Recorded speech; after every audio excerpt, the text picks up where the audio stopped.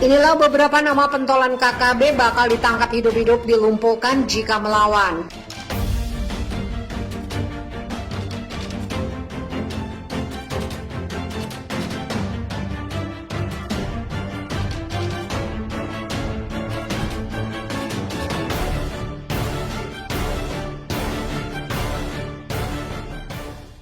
Saat ini terdapat 6 kelompok kriminal bersenjata yang belakangan kerap melakukan gangguan keamanan di wilayah pegunungan Papua.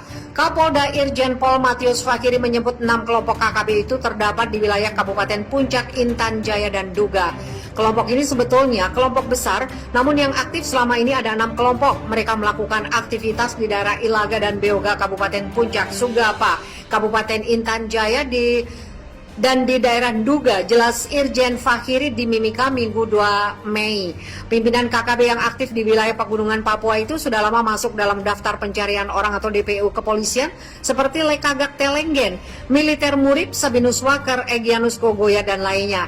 Sempalan dari kelompok Lekagak Telenggen di Kabupaten Puncak itu sekarang terbagi dalam 2 kelompok, ujar Irjen Fakhiri. Pasca terjadinya kasus pembunuhan 2 guru yang bertugas di distrik Beoga, Kabupaten Puncak pada 8 dan 9 April 2021, aparat TNI dan Polri dikirim ke Beoga untuk melakukan pemulihan keamanan, sekaligus melakukan penegakan hukum terhadap pelaku penembakan 2 guru tersebut.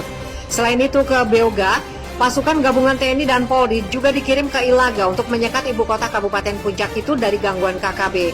Memang sedikit agak terlambat sehingga ada kejadian beruntun di Ilaga. Kami akan terus menempatkan perkuatan pengamanan pada 2 titik itu sekaligus melakukan penindakan kepada mereka karena tidak boleh lagi ada yang melakukan kekerasan bersenjata maupun kejahatan lainnya yang membuat masyarakat menjadi trauma, takut, dan merasa terintimidasi.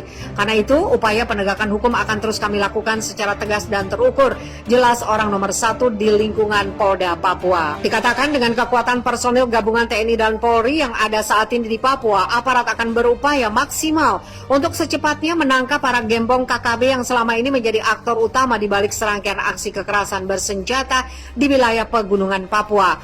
Tentu kami dari kepolisian berusaha maksimal untuk menangkap mereka hidup-hidup agar jaringannya terungkap. Tapi kalau mereka melawan, kami akan lumpuhkan. Sampai sekarang kami masih terus bekerja, kata Irjen Fakhiri. Dalam rangka itu pula, Polda Papua bersama unsur TNI setempat terus melakukan penggalangan ke semua elemen masyarakat dan pemerintah daerah agar mereka tidak takut dan segera memisahkan diri dari kelompok bersenjata yang sekarang telah ditetapkan sebagai kelompok teroris itu. Kami harus memastikan bahwa tindakan penegakan hukum dilakukan terhadap mereka-mereka yang selama ini menjadi bagian dari kelompok yang melakukan gangguan keamanan di Kabupaten Puncak, Intan Jaya, dan Duga. Mungkin saja nanti ada sempalan-sempalan mereka yang datang dari Kabupaten Puncak, Jaya, dan Paniai, jelas Irjen Fakhiri. Kelompok kriminal bersenjata Papua saat ini tengah harap-harap cemas sebab ditetapkannya organisasi Papua Merdeka dan Tentara Pembebasan Nasional Papua Barat sebagai teroris, membuat militer Indonesia akan menggerakkan kekuatan militer penuh untuk menggempur dan menumpas para KKB. Penetapan KKB Papua sebagai organisasi teroris ini karena aksi brutal mereka yang kian meresahkan masyarakat dan mengancam keselamatan baik warga sipil maupun TNI Polri yang bertugas. Dilansir dari Pojok 1 Jawa Pos Group, penanggung jawab politik OPM TPNPB Romanak Jeffrey meminta pemerintah Indonesia mengurungkan niatnya untuk mengerahkan pasukan besar-besaran ke Papua.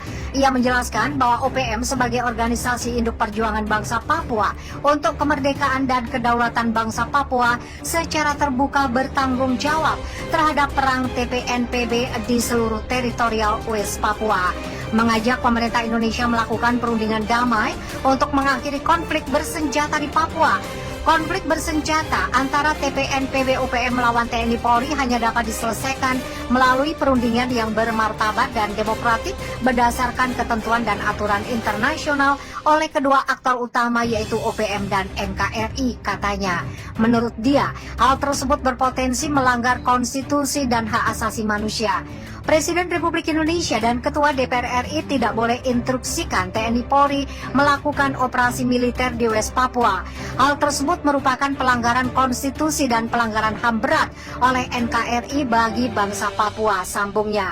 Selain itu, ia juga meminta dukungan dari Gubernur Papua dan Papua Barat, DPRP, MRP, seluruh Bupati se-Papua dan Papua Barat, organisasi sipil perjuangan, bangsa Papua, Dewan Gereja Papua, organisasi mahasiswa, organisasi masyarakat dan adat Papua, organisasi perempuan Papua, seluruh lembaga kemanusiaan di Papua.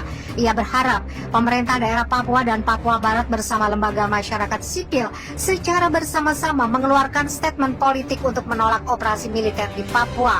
Dan selanjutnya, semua pihak untuk menekan pemerintahan Republik Indonesia secara demokratik dapat berunding bersama OPM sebagai penanggung jawab politik dan aktor utama konflik di tanah Papua, katanya.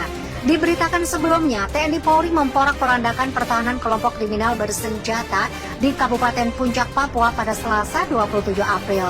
Dikabarkan, anggota gabungan TNI Polri melancarkan serangan udara menggunakan helikopter ke wilayah KKB. Serangan TNI Polri membuat KKB terdesak. Sebanyak 9 KKB Papua dikabarkan tewas tertembak, puluhan lainnya lari kocar-kacir. Mereka tertembak di markas KKB di Olenski, Kampung Maki, Kabupaten Puncak, Papua. Kasatgas Humas Nemangkawi Kombes Pol M. Iqbal Al-Kudusi mengatakan kontak senjata terjadi saat aparat gabungan TNI Polri melakukan pengejaran kepada KKB yang melakukan aksi teror di Bioga. Aparat gabungan langsung melakukan penyerbuan setelah mengetahui lokasi KKB di Olenski. Korban KKB 9 orang dan ada di pihak Polri 3 orang.